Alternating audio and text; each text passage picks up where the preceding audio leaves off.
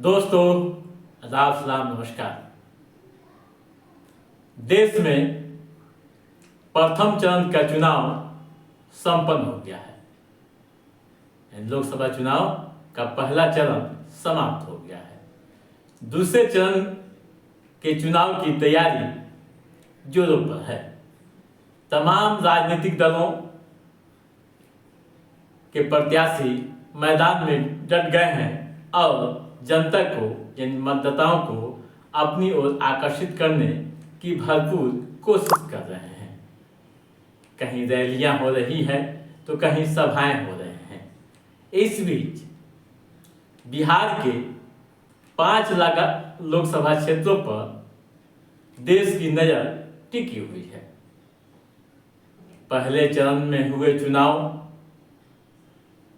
में जनता की बेरुखी देखी गई, यानी मतदाताओं में जो जोश होना चाहिए वोट के प्रति वो नहीं देखा, जिसका नतीजा ये हुआ कि वोट प्रतिशत पूर्व के चुनाव की अपेक्षा काफ़ी कम रहा, यानी मात्र 48.23% वोट हुए।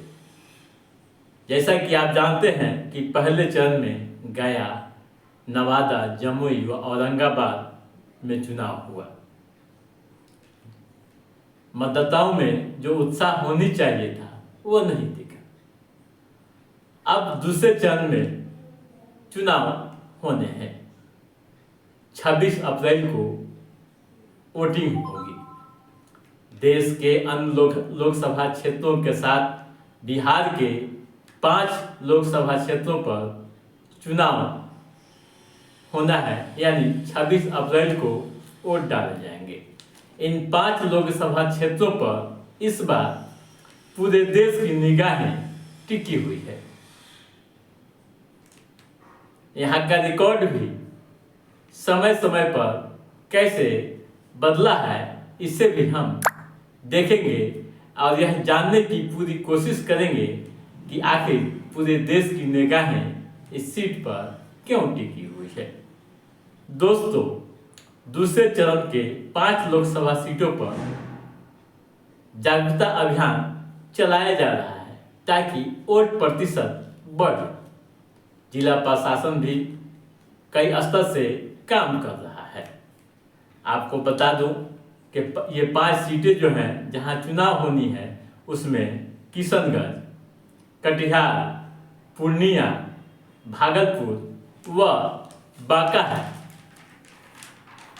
जहां तमाम पार्टियों की निगाहें टिकी हुई है। देश की निगाह तो है।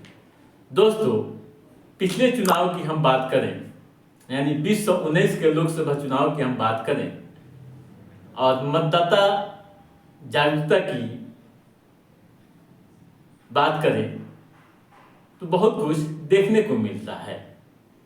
यानी 2019 के चुनाव में यहाँ 67.64% वोट हुआ था, यानी कटिहार में कितना 67.64% वोट हुआ था, जो बिहार में सबसे अधिक परसेंटेज वाला लोकसभा क्षेत्र बना था। दूसरे नंबर पर किशनगंज था, जहां 66.38% था, यानी वोटिंग प्रतिशत। वहीं पूर्णिया की बात करें तो वहां भी 65.37% मतदान हुए थे। ठीक है दोस्तों, अब आइए ये भी जानें कि किस तरह की यहाँ चुनौतियाँ हैं। दोस्तों, किशनगंज सीट की बात करें तो यहाँ कांग्रेस से मोहम्मद जावेद जदयू प्रत्याशी मुजाहिद आलम को कड़ी चुनौती देते नजर आ रहे हैं, या इन दोनों के बीच मुकाबला है। वहीं कटिहार की बात करें तो कटिहार में जेडीयू के दुलाल चंद्र गोस्वामी व कांग्रेस के तारिक अनवर आमने सामने हैं। ठीक है। वहीं पूर्णिया की बात करें तो यहाँ पप्पू यादव की निर्दलीय एंट्री ने माहौल को काफी दिलचस्प बना दिया है और पूरा खेल त्रिकोणीय होता नजर आ रहा है। यहाँ जेडीयू से संतोष कुशवाहा मैदान में है, जबकि आरजेडी से बीमा भारती डटी हुई हैं। वहीं भागलपुर लोकसभा सीट की बात करें तो भागलपुर का माहौल भी काफी दिलचस्प होता दिख रहा है। यहाँ कांग्रेस से अजीत शर्मा मैदान में है, जबकि जेडीयू के अजय मंडल फील्ड में जमे हुए हैं। 2019 के चुनाव में यहाँ 57.2% वोटिंग हुई थी। वहीं बांका की बात करें तो जेडीयू के गिरधारी यादव व आरजेडी के जयप्रकाश यादव आमने सामने हैं। 2019 में भी यहाँ दोनों आमने सामने थे और 58.06% मतदान हुआ था। तो दोस्तों, यही 5 लोकसभा क्षेत्रों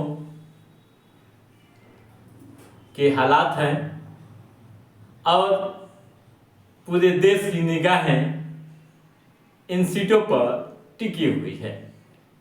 चुनाव में क्या होगा, किसकी हार व किसकी जीत होगी, यह तो कहना मुश्किल है, लेकिन इतना तो तय है कि यहाँ कांटे की टक्कर है और मुकाबला काफी दिलचस्प होता दिख रहा है। तो दोस्तों, आज के इस एपिसोड में बस इतना ही। हमारा ये एपिसोड कैसा लगा आप लाइक और कमेंट करके हमें जरूर बताइएगा। यदि आपने हमारे चैनल को सब्सक्राइब नहीं किया है तो सब्सक्राइब भी कीजिएगा, ताकि पॉलिटिकल गतिविधियों से संबंधित, लोकसभा चुनाव से संबंधित जो भी अप टू डेट हैं उसे हम समय समय पर आपके बीच पहुंचाते रहेंगे। तब तक आप अपने दोस्त को दीजिए इजाजत। नमस्कार।